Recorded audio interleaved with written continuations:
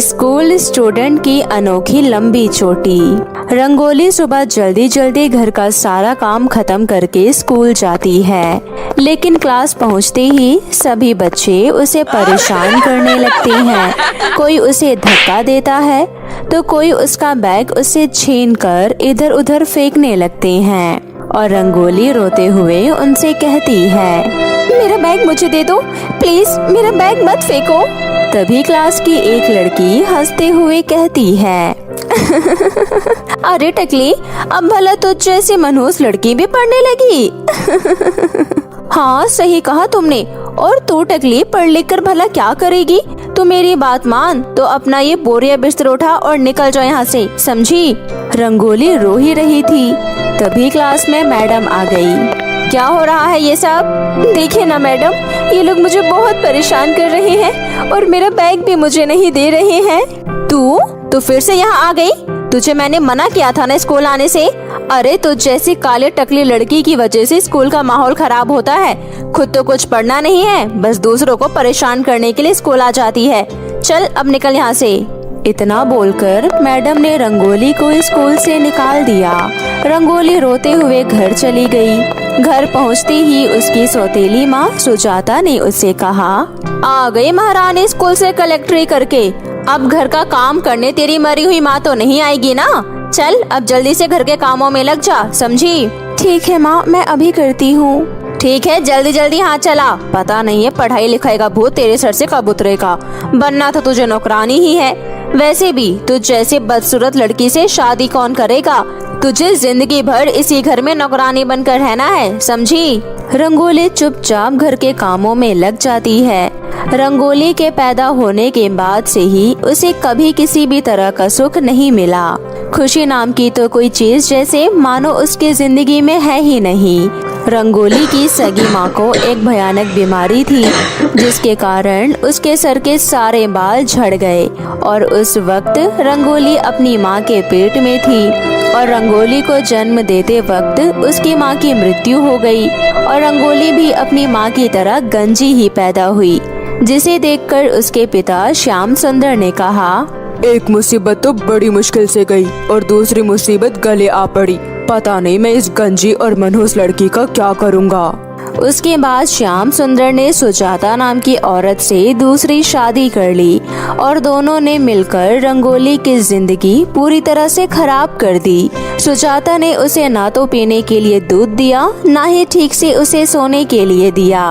वो थोड़ी बड़ी हुई तभी से उससे घर का सारा काम करवाने लगी, लेकिन रंगोली के अंदर पढ़ाई करने का जुनून था और वो अपनी सौतेली माँ से बोलती है, माँ मैं घर का सारा काम कर दूंगी, लेकिन मुझे स्कूल जाना है, प्लीज माँ मुझे स्कूल जाने दो। बहुत मुश्किल से सुजाता को मनाकर रंगोली स्कूल जाती है, लेकिन वहाँ भी सभी उसका बहुत ही मजाक उड़ाते हैं।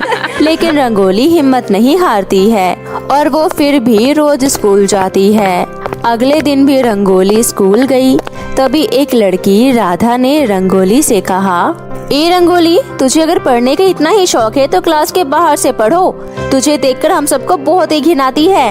हाँ अब क्या करे, तेरी शक्ल ही ऐसी है। रंगोली क्लास के बाहर बैठकर पढ़ाई करने लगी। मैडम ने पढ़ाते हुए बच्चों से पूछा, तो बताओ बच्चों, a+b का होल स्क्वायर क्या होता है? लेकिन कोई भी बच्चा जवाब नहीं दे पाया। अरे कल ही तो पढ़ाया था, क्या किसी को याद नहीं? तभी रंगोली क्लास के बाहर से कहती है, मैम a² + 2ab + b²। बिल्कुल सही जवाब। लेकिन तू यहाँ बैठकर पढ़ाई क्यों कर रही है? अरे कोई फायदा नहीं है तुझे पढ़ाई लिखाई करने से। तुझ जैसी टकली बदसूरत लड़की को तो कोई नौकरी भी नहीं देगा।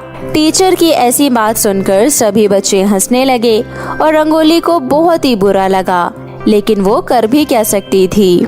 थोड़ी देर बाद स्कूल में शहर से एक वीडियोग्राफर आया। मैडम ने सभी बच्चों को बुलाया।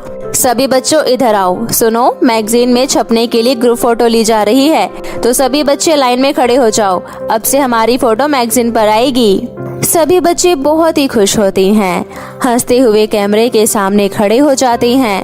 रंगोली भी उन सब के साथ खड़ी हो जाती है। तभी वीडियोग्राफर बोलता है, मैडम, ये काली गंजी सी लड़की कौन है? मैडम, क्या ये भी इस ग्रुप में ही है क्या? इसे ग्रुप में लेने से ग्रुप फोटो खराब हो जाएगी। आपने बिल्कुल सही कहा। वैसे भी ये गंजी लड़की हमारे स्कूल की नहीं है। ए रंगोली, तुझे एक बार में समझ नहीं आता है क्या? चलो जाओ यहाँ से, यहाँ पर तुम्हारा कोई काम नहीं है। रंगोली रोते हुए वहाँ से चली जाती है। रंगोली की जिंदगी बहुत ही ज्यादा दुखों से भरी थी। उसे जिंदगी में कभी किसी ने प्यार नहीं किया। उसे कभी किसी ने ये नहीं कहा कि रंगोली, तुम जैसी हो वैसे ही तुम बहुत खूबसूरत हो। रंगोली अब अपने जिंदगी से बहुत ही ज्यादा दुखी हो गई थी और उसने रोते हुए कहा, मुझसे सब लोग इतनी नफरत क्यों करते हैं? आखिर मैंने किसी का क्या बिगाड़ा है? अगर मैं ऐसी हूँ तो क्या ये मेरी गलती है? अब मैं कभी स्कूल नहीं जाऊंगी और न ही अब मैं कभी घर जाऊंगी। मैं अब किसी के पास नहीं जाऊंगी। ये सोचकर रंगोली चलते चलते रास्ते पर इधर उधर भटकने लगती है और ऐसी ही काफी रात हो जाती है और रंगोली को बहुत तेज भूख लगने लगती है। बहुत भूख लगी है, लेकिन मेरे पास तो कुछ खरीदने के लिए पैसे ही नहीं है। क्या करूं? किससे मांगूं? बहुत सोचने के बाद रंगोली एक होटल में जाती है और उनसे कहती है, अंकल, मुझे बहुत भूख लगी है, कृपया कर मुझे कुछ खाने के लिए दे दीजिए। बहुत भूख लगी है। ए, चल भाग यहाँ से और अपने घर जाकर अपनी माँ से खाना मांग। पर मेरी माँ तो है ही नहीं। मैं अनाथ हूँ अंकल, और मेरी सौतेली माँ मुझ पर बहुत अत्याचार करती है। तो मैं क्या करूँ? तू जल्दी जा यहाँ से, तुझे देखकर मेरे सारे कस्टमर भाग जाएंगे। भाग जल्दी। उस दुकान वाले ने रंगोली को वहाँ से भगा दिया।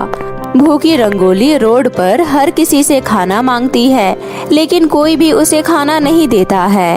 काफी देर बाद उसे किसी ने एक रोटी खाने को दी। भूखी रंगोली फुटपाथ पर बैठकर जैसे ही वो रोटी खाने वाली होती है, तभी वहाँ पर एक बूढ़ी औरत आती है और बोलती है, बेटी, मेरी मदद करो बेटी। मैंने 2 दिनों से कुछ नहीं खाया है। कृपया मुझे ये रोटी खाने को दे दो बेटी। मुझे बहुत भूख लगी है। क्या मेरी तरह आपका भी इस दुनिया में कोई नहीं है क्या? नहीं, कोई नहीं है। कोई खाने को भी नहीं देता, इसलिए बहुत भूख लगी है मुझे। ठीक है, आपका दर्द मैं समझ सकती हूँ। मेरे पास एक रोटी है, उसमें से आधी रोटी आप ले लीजिए और आधा मैं खा लेती हूँ। रंगोली ने उस बुढ़िया को आधी रोटी दे दी।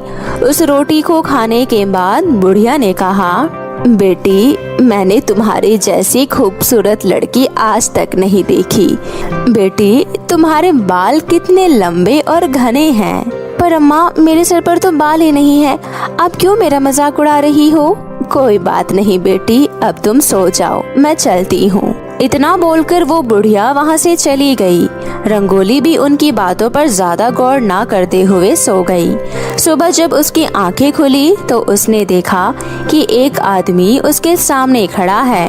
अरे, तुम्हारी जैसी खूबसूरत लड़की ऐसे फुटपाथ पर क्यों सोई है?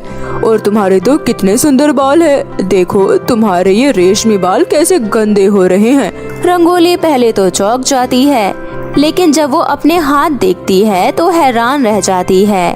उसका हाथ दूध की तरह सफेद हो जाता है। अरे, ये कैसे हो गया? ये तो चमत्कार हो गया। मेरे इतने सुंदर लंबे बाल। ये देखकर रंगोली बहुत ही खुश हुई और फिर उसे उस बूढ़ी औरत की बात याद आई कि उसने उसे बिल्कुल सही कहा था। अब तो मैं बाकी लड़कियों की तरह ही सुंदर हो गई हूँ।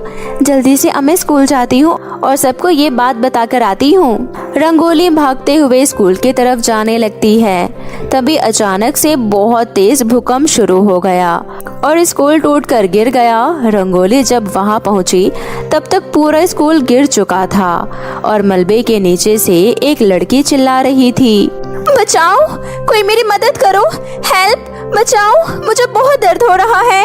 तभी रंगोली वहाँ आती है और बोलती है, तुम बिल्कुल भी चिंता मत करो, तुम्हें कुछ नहीं होगा, मैं बचाऊंगी तुम्हें। तभी वहाँ पर उसकी मैडम भी होती है और रंगोली को देखकर कहती है, अरे रंगोली, तुम्हारे बाल इतने लंबे कैसे हो गए? प्यार और इंसानियत की वजह से मैडम, आपको समझ में नहीं आएगा, जाने दीजिए। ये बोलकर रंगोली अपने बालों से मलबा बांधकर उसे खींचकर हटा देती है और वो लड़की सही सलामत मलबे से बाहर आ जाती है। रंगोली, मुझे माफ कर दो। मैंने तुम्हें बहुत उल्टा सीधा कहा है, लेकिन तुमने आज मेरी जान बचाई। तुम्हारा बहुत बहुत धन्यवाद। आज से तुम मेरी सबसे बेस्ट फ्रेंड हो। रंगोली को सभी बच्चों ने गले से लगा लिया। ये देखकर सुजाता और श्याम सुंदर ने भी रंगोली को अपना लिया और सभी लोग रंगोली के लंबे घने बालों के फैन बन गए। मैडम ने भी रंगोली से अपने किए की माफी मांगी। रंगोली, मुझे भी माफ कर दो बेटा, मैंने तेरे साथ बहुत भेदभाव किया है। और हाँ, इस बार मैगजीन में सिर्फ तुम्हारी फोटो ही छपेगी। मैगजीन में रंगोली की तस्वीर आ गई और अपने लंबे अनोखे बालों की वजह से वो बहुत मशहूर हो गई। उसे अपने लंबे बालों की वजह से जिंदगी में कभी पीछे मुड़कर नहीं देखना पड़ा और वो अपना खुशहाल जिंदगी जीने लगी। कुएं का रंग बिरंगा 5 लहंगा। रूपा अपनी माँ रोहिणी के साथ एक छोटी सी झोपड़ी में रहती थी। रूपा के पिता रूपा के पैदा होने के कुछ दिन बाद ही इस दुनिया को छोड़कर चले गए थे, जिसके बाद उसके घर की सारी जिम्मेदारी रोहिणी के कंधे पर ही आ जाती है और रोहिणी बेचारी अपना घर चलाने के लिए दूसरों के घरों में साफ सफाई का काम किया करती थी। ऐसे ही एक दिन रोहिणी की तबीयत खराब होती है तो उसे काम पर जाने में थोड़ी सी देर हो जाती है, जिसकी वजह से उसकी मालकिन उस पर झल्लाते हुए कहती है, अरे ओ रोहिणी, आज तुझे काम पे आने में इतनी देर कैसे हो गई? यहाँ कब से सारा काम फैला पड़ा है और यहाँ कब से सब चाय का इंतजार कर रहे हैं और तू है कि अब आ रही है? अगर ऐसे ही काम चोरी करती रही ना तो मैं तेरी इस महीने की पूरी पगार काट लूंगी। फिर तुझे समझ में आएगा कि देर से आने का क्या अंजाम होता है। नहीं नहीं मालकिन, ऐसा मत कहिए। मुझ गरीब का घर इन्हीं पैसों से चल रहा है। मेरी जवान बेटी घर में पड़ी हुई है और अगर आप मेरी पगार ऐसे ही काटती रहेंगी तो मैं अपनी बेटी की शादी कैसे कर पाऊंगी? अरे मैंने क्या तेरी बेटी का ठेका लिया है? तुम गरीबों की तो यही दिक्कत है, जहाँ बड़े लोग दिखे नहीं वहीं अपनी गरीबी का राग अलापना शुरू कर देती हो। लेकिन मेरे सामने ऐसा बिल्कुल नहीं चलेगा, इसलिए चुपचाप अंदर जा और अपना काम कर, समझी? ठीक है मालकिन। अपनी मालकिन की बात सुनकर रोहिणी की बची कुची आस भी टूट जाती है और वो अपनी आंखों में आंसू लिए चुपचाप से जाकर अपना काम करने लगती है। और शाम को जब रोहिणी काम करके घर वापस लौटती है तो उसकी बेटी रूपा उससे कहती है, माँ, आप घर वापस आ गई? देखो, मैंने आपके लिए गर्मा गर्म खाना बनाया है। अब बस आप जल्दी से हाथ मुंह धोकर आ जाइए माँ। मुझे पता है माँ, आपको सारा काम अकेले ही करना पड़ता है ना, इसलिए देखो आज मैं खुद नदी से पानी भर कर लाई हूँ, इसलिए अब से आपको घर का कोई भी काम करने की जरूरत नहीं है। मैं घर का सारा काम कर लिया करूँगी। आप बस अपने सेहत का ख्याल रखिए माँ। मेरी प्यारी बच्ची, तू मेरे बारे में कितना सोचती है, लेकिन बेटी तू अकेले इतना सारा काम कैसे करेगी? माँ, जैसे आप करती हो, इसलिए अब आप ज्यादा मत सोचिए और चलकर खाना खा लीजिए। उसके बाद दोनों माँ बेटी मिलकर खाना खाते हैं और उनकी थाली में ज्यादा कुछ नहीं था, बस 2 रोटी और प्याज के कुछ टुकड़े थे जो उनकी गरीबी को साफ साफ जाहिर कर रहा था। रोहिणी अपनी बेटी के लिए बहुत कुछ करना चाहती थी, लेकिन पैसों की कमी होने की वजह से वो अपनी बेटी को ज्यादा कुछ नहीं दे पाती थी। मेरी बच्ची, मुझे माफ कर दे। तेरी यह गरीब माँ ना तो तुझे एक अच्छी जिंदगी दे पाई और ना ही तेरी शादी कर पा रही है। माँ, आप ऐसा क्यों बोल रही हो? अरे मेरे लिए तो आप ही सब कुछ हो और आप मेरे लिए तो बीमार होने के बावजूद भी लोगों के घरों में काम करने जाती हो ताकि आप मुझे एक अच्छी जिंदगी दे सको। और जीने के लिए सिर्फ पैसे ही जरूरी नहीं बल्कि प्यार भी जरूरी होता है, और मेरे पास तो मेरी माँ का भरपूर प्यार है। तो इसलिए आज के बाद आप कभी ऐसा मत सोचना कि आपने मुझे एक अच्छी जिंदगी नहीं दी है। इतना बोलकर दोनों माँ बेटी खाना खाकर सो जाती है। अगली सुबह जब रोहिणी फिर से तैयार होकर अपने काम पर जा रही होती है कि तभी रास्ते में उसका एक्सीडेंट हो जाता है, जिसकी वजह से उसे काफी चोटें आती है और पैसे ना होने की वजह से उसका ठीक ढंग से इलाज भी नहीं हो पाता है और कुछ ही दिनों में वो अपना दम तोड़ देती है। माँ, आप मुझे छोड़कर नहीं जा सकती माँ। उठिए माँ। माँ, आपको क्या हुआ माँ? रूपा के तो सर पे मानो माँ के मरने के बाद जैसे पहाड़ ही टूट पड़ता है। उस बेचारी अनाथ लड़की के पास अपना पेट पालने के लिए अब कोई जरिया नहीं बचा था और वह लोगों के सामने काम के लिए हाथ फैलाने लगती है, लेकिन कोई भी उसे काम नहीं देता है। और थक हार कर रूपा गांव से दूर एक कुएं के पास जाकर खड़ी हो जाती है और रोते हुए कहती है, हे भगवान, अब मेरे पास जान देने के अलावा और कोई चारा नहीं है। इस दुनिया में कोई भी मुझ अनाथ का सहारा नहीं है। ना तो यहाँ मुझे कोई काम दे रहा है और ना ही कोई मुझे 2 वक्त की रोटी दे रहा है। तो अब तू ही बता, मैं कैसे इस जालिम दुनिया में अपना जीवन बिता पाऊंगी? मुझ गरीब का तो कोई हाथ भी नहीं थामना चाहेगा। मेरी माँ ने भी मेरी शादी का सपना देखा था, लेकिन मेरे पास तो एक लहंगा तक खरीदने के पैसे नहीं है। ये सब बोलकर रूपा जोर जोर से रोए जा रही थी और उसके आंसू वर्षा की तरह ही कुएं में गिर रहे होते हैं कि तभी कुएं की रानी माँ कुएं से बाहर आती है और रूपा से कहती है, रूपा, मुझे पता है कि तुम्हारी जिंदगी में बहुत सारी तकलीफें हैं, लेकिन तकलीफ से दूर भागना उसका हल नहीं होता, बल्कि अपनी समझदारी से उसका सामना करना ही उसका सही हल होता है। लेकिन आप हो कौन और आप मेरे बारे में कैसे जानती हो? रूपा, मैं इस कुएं की रानी माँ हूँ और मैं तुम्हारे बारे में सब कुछ जानती हूँ, इसलिए आज तुम्हें यूँ दुखी देखकर मुझसे रहा नहीं गया और मैं यहाँ तुम्हारी मदद करने चली आई। तुम्हें पता है, यह एक जादुई कुआं है और इस कुएं के अंदर ही लहंगों की एक दुनिया है, इसलिए तुम चाहो तो इन लहंगों को ले जाकर बाजार में बेच सकती हो, जिससे कि तुम्हारी अच्छी खासी कमाई हो जाएगी और तुम्हें एक रोजगार भी मिल जाएगा। अच्छा, आपका बहुत बहुत शुक्रिया रानी माँ, आज आपने मुझे जीवन जीने के लिए एक सहारा दे दिया। इतना कहकर रूपा उस जादुई कुएं से कई सारे लहंगे ले जाकर बाजार में उसकी एक दुकान लगाती है। आइए आइए और ले जाइए सबसे सुंदर और सस्ते लहंगे, वो भी सिर्फ 2000 में। आइए आइए। रूपा के उस सुंदर लहंगे को देखकर बिमला नाम की एक औरत उसके पास जाती है और उससे कहती है, अरे वाह, तुम्हारे पास तो बहुत ही सुंदर सुंदर लहंगे हैं। तो बताओ, ये मेहरून वाला लहंगा कितने का दे रही हो? ये वाला लहंगा सिर्फ 2000 का है चाची। क्या? सच में? ये इतना सुंदर लहंगा सिर्फ 2000 का है? मुझे तो यकीन ही नहीं हो रहा। हाँ हाँ चाची, ये लहंगा सिर्फ 2000 का ही है, आप इसे ले जाइए, आपकी बेटी को ये बहुत ही पसंद आएगा। इतना सुनकर बिमला वो लहंगा खरीद कर वहाँ से चली जाती है। ऐसे ही रूपा के सारे लहंगे तुरंत ही बिक जाते हैं और उसकी अच्छी खासी कमाई भी हो जाती है। और जब शाम को रूपा अपना काम खत्म करके घर वापस जा रही होती है, तो उसी समय उसके पास एक गरीब लड़की आती है और कहती है, प्लीज दीदी, गरीब की मदद कर दीजिए, कल मेरी शादी है और मेरी गरीब माँ के पास मेरा लहंगा खरीदने तक के पैसे नहीं है।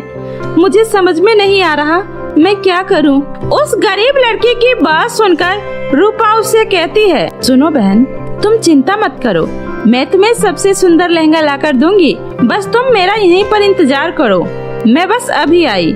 इतना बोलकर रूपा उस जादुई कुएं के अंदर जाकर एक लाल कलर का सबसे सुंदर लहंगा लेकर आती है और उस लड़की को देते हुए कहती है, ये लो बहन, ये लहंगा तुम पर बहुत ही सुंदर लगेगा और अब तुम इसे अपनी शादी में पहन सकती हो। रूपा उस लड़की को लहंगे के साथ साथ कुछ पैसे भी देती है और वह लड़की उसका शुक्रिया अदा करके वहाँ से चली जाती है। और ऐसे ही रूपा रोज उस जादुई कुएं से लहंगा लेकर बाजार में बेचा करती है, जिससे उसकी बहुत ही अच्छी कमाई होने लगती है और वो अपनी टूटी फूटी झोपड़ी छोड़कर अपने लिए एक सुंदर सा घर बनवाती है और अब उसकी जिंदगी में किसी तरह की कोई कमी नहीं रहती। ऐसे ही एक दिन रूपा उस कुएं के पास जाकर कहती है, हे जादुई कुआं, आपका बहुत बहुत शुक्रिया, आज आपकी वजह से मेरी जिंदगी में अब किसी भी तरह की कोई कमी नहीं है, बस अब मैं अपनी माँ का एक सपना पूरा करना चाहती हूँ। रूपा की बात सुनकर उस जादुई कुएं से एक आवाज आती है। सुनो रूपा, मुझे पता है तुम यहाँ पर अपनी शादी का सपना लेकर आई हो, लेकिन तुम्हें शायद नहीं पता कि तुम्हारा ये सपना जल्द ही पूरा होने वाला है। मैं तुम्हें इस कुएं का सबसे सुंदर और जादुई लहंगा दूंगी। तभी उसके पीछे से करण नाम का एक लड़का उसे आवाज लगाता है और कहता है, सुनो रूपा, मुझे पता है तुम मुझे नहीं जानती, लेकिन मैं तुम्हें तब से जानता हूँ जब से तुमने बाजार में लहंगे की दुकान लगाना शुरू किया था। और मैं अपनी दुकान से तुम्हें मैं रोज देखा करता था, लेकिन मेरी तुमसे कभी भी बात करने की हिम्मत नहीं हुई। इसलिए आज मैं तुम्हारा पीछा करते करते यहाँ तक पहुँच गया। तो बताओ, क्या तुम मुझसे शादी करोगी? करण की बात सुनकर रूपा की आंखों में आंसू आ जाता है और वो मुस्कुराते हुए शादी के लिए हाँ कह देती है। और अपनी शादी वाले दिन वो उस कुएं का सबसे सुंदर और जादुई लहंगा पहनती है, जिसे पहनते ही उसका चेहरा चांद की तरह चमक जाता है और वह तारों की छांव में बड़े ही धूमधाम से करण के साथ शादी करती है और अपना जीवन खुशी खुशी बिताने लगती है। तो मेरे प्यारे दोस्तों, कैसी लगी आपको मेरी ये कहानी? मुझे कमेंट करके जरूर बताएं और इसे अपने दोस्तों के साथ भी शेयर करें। चंदनपुर गांव में रूपा अपनी सौतेली माँ जानकी के साथ रहती थी। जानकी रूपा पर बहुत अत्याचार करती थी। वो रूपा से घर का सारा काम करवाती थी और बदले में उसे ढंग से खाना भी नहीं देती। उसे सबसे लास्ट में रूखा सूखा खाना खाने को देती थी। जानकी की अपनी एक सगी बेटी भी थी जिसका नाम डोली था। डोली बहुत ही बदतमीज और नखरे वाली लड़की थी। उसे देर रात तक पार्टी करना, शॉपिंग करना और घूमना फिरना काफी पसंद था। रूपा, अरे ओ रूपा, कहाँ मर गई? हाँ माँ, आई। खबरदार, जो मुझे माँ कहा तो अपनी माँ को तो खा गई, अब मुझे भी खाएगी क्या? और आज तुझे झरने से पानी लाने में इतना टाइम कैसे लग गया? चल अब जाकर देख, रसोई में बहुत काम पड़े हैं। इतना बोलकर जानकी अपनी बेटी डोली के पास आती है। ओहो डोली बेटा, देखो तो सूरज सर पर आ गया है, 10 बजने वाले हैं। अब तो उठ जाओ मेरी बिटिया रानी। उठ गई माँ।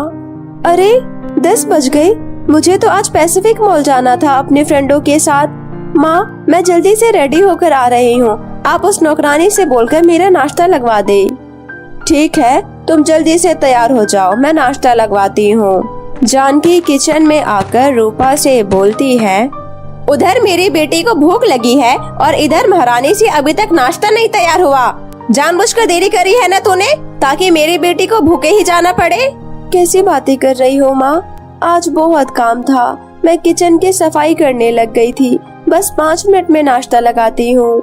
तभी डोली तैयार होकर निकल रही होती है और अपनी माँ से बोलती है, जा रही हूँ माँ, मेरे पास रुकने का भी बिल्कुल भी टाइम नहीं है, आने में थोड़ी देरी हो जाएगी। Okay bye. मिल गई तुझे तसल्ली, पड़ गई ना ठंडक तेरी कलेजे को, लेकिन मैं तुझे इतनी आसानी से नहीं छोड़ूंगी। तुझे भी आज पूरे दिन खाना नहीं मिलेगा, समझी तू? माँ, आप इतनी परेशान क्यों होती हो? डोली बाहर कुछ न कुछ खा लेगी।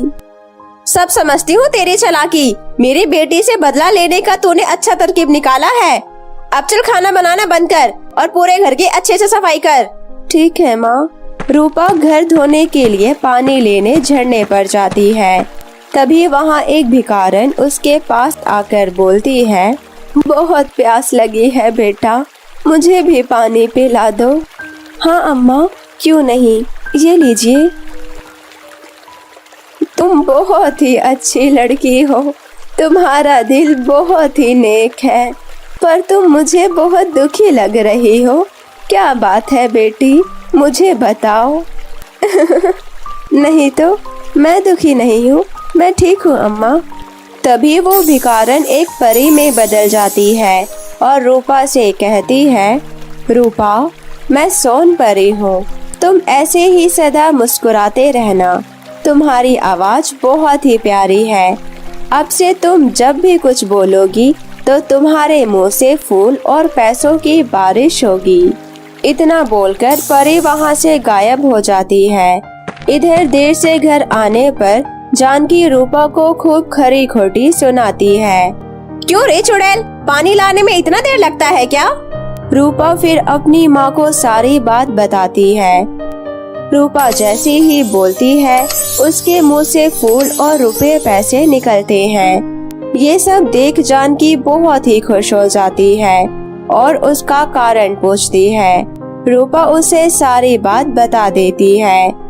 अगले दिन वो अपनी बेटी डोली को उसी झरने पर पानी भरने भेजती है जिस पे कल रूपा गई थी। ओफो माँ, मुझसे इतना घटिया काम नहीं होगा, मैं नहीं जाऊंगी।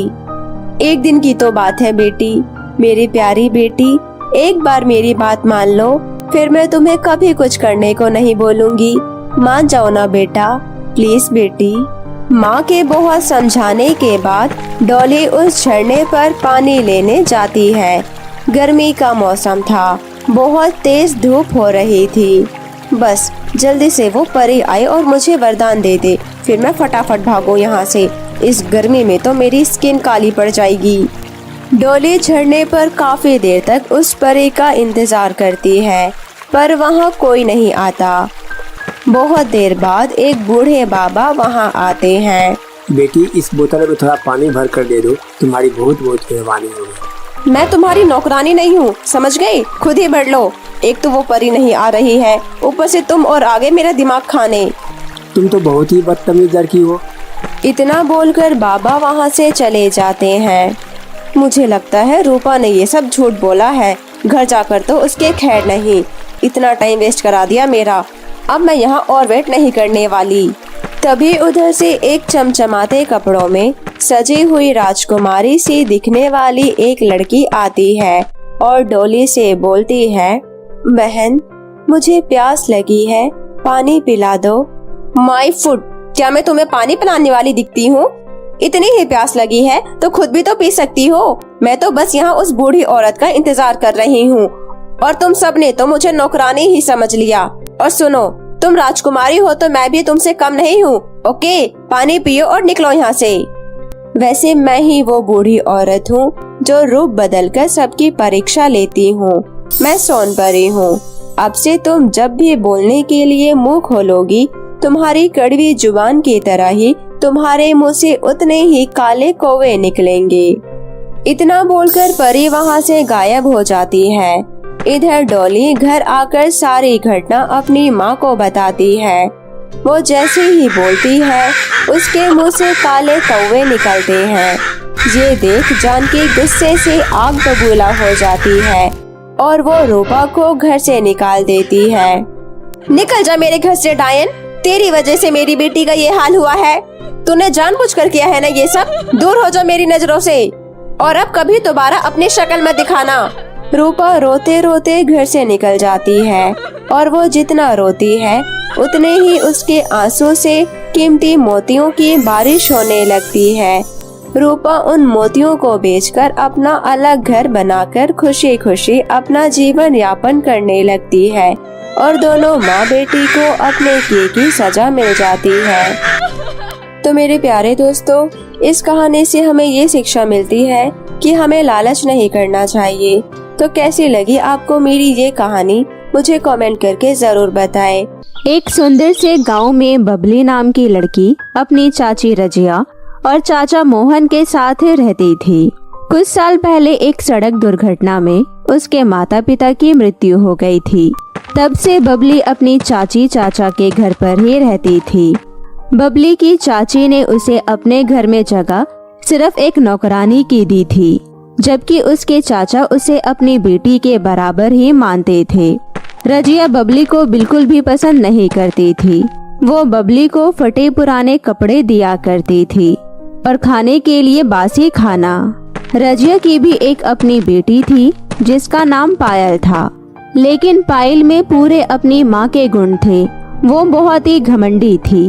फिर एक दिन मोहन बबली और पायल के लिए सुंदर सुंदर ड्रेस लेकर आता है, जिसे देखकर रजिया बहुत गुस्सा होती है और वो बोलती है, आप इस मनहूस के लिए ड्रेस क्यों लेकर आए हो?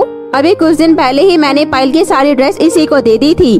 पैसे कोई पेड़ पर नहीं लगते जो आप इस मनहूस पर इतना पैसा खर्च कर रहे हो। इस मनुष्य के लिए कपड़े लाने की क्या जरूरत थी? अरे रजिया, तुम इतना गुस्सा क्यों कर रही हो? कितने समय बाद मैंने इसके लिए एक ड्रेस ला कर दी है और तुम उस पर भी गुस्सा कर रही हो। अरे चिल्लाओ नहीं तो और क्या करूं? एक एक पैसा कमाने में कितना समय लगता है, ये बात आपको समझ नहीं आती है क्या? तुम तो बिना सोचे समझे इतने पैसे खर्च कर देते हो। एक बात मैं बोल देती हूँ, अगर इस मनुष्य को इस घर में रहना है तो जैसा मैं कहूँगी वैसे ही रहेगी। चाचा चाची सही तो कह रही है, मेरे पास अभी पायल के पुराने बहुत सारे कपड़े पड़े हैं, मैं वही पहन लूंगी। आप दोनों मेरी वजह से झगड़ा मत कीजिए। पायल ये लो, ये कपड़े तुम ही अपने पास रख लो, मुझे ये कपड़े नहीं चाहिए। और चाचा जी, आज के बाद आप मेरे लिए कुछ भी मत लाइएगा। आप मुझे अपने घर में रख रहे हो और 2 वक्त का खाना दे रहे हो, इतना ही मेरे लिए काफी है। इतना बोलकर बबली अपनी आँखों में आंसू लिए वहाँ से चली जाती है। फिर एक दिन जब बबली कपड़े धोकर कुएं पर रख रही थी, तभी गलती से रजिया की बहुत महंगी साड़ी कुएं के अंदर गिर जाती है, जिसे देखकर बबली बहुत डर जाती है। हे भगवान, मुझसे इतनी बड़ी गलती कैसे हो गई? मुझसे चाची जी की साड़ी कुएं में कैसे गिर गई? अब चाची मुझे बिल्कुल भी नहीं छोड़ेंगी और आज तो चाचा जी भी घर पर नहीं है। आज तो मुझे पिटने से कोई नहीं बचा सकता। अब मैं क्या करूं? मैं तो कुएं में जाकर साड़ी भी नहीं ला सकती। बबली के पीछे ही खड़ी रजिया बबली की सारी बातें सुन लेती है और फिर वो गुस्से में आकर बबली से कहती है, ओ मनहूस, तूने मेरी इतनी महंगी साड़ी कुएं में गिरा दी? मुझे तो ये पहले से ही पता था कि तू हमारे अच्छी चीजों को देखकर बहुत जलती है। आज देख मैं तेरे साथ क्या करती हूँ, और मैं भी देखती हूँ आज तुझे बचाने के लिए कौन आता है। अरे नहीं नहीं चाची जी, मुझे माफ कर दीजिए। मैं जानती हूँ मुझसे बहुत बड़ी गलती हो गई। वो साड़ी मुझसे गलती से कुएं में गिर गई, मैंने जानबूझकर नहीं गिराई है। आप मुझे माफ कर दीजिए चाची।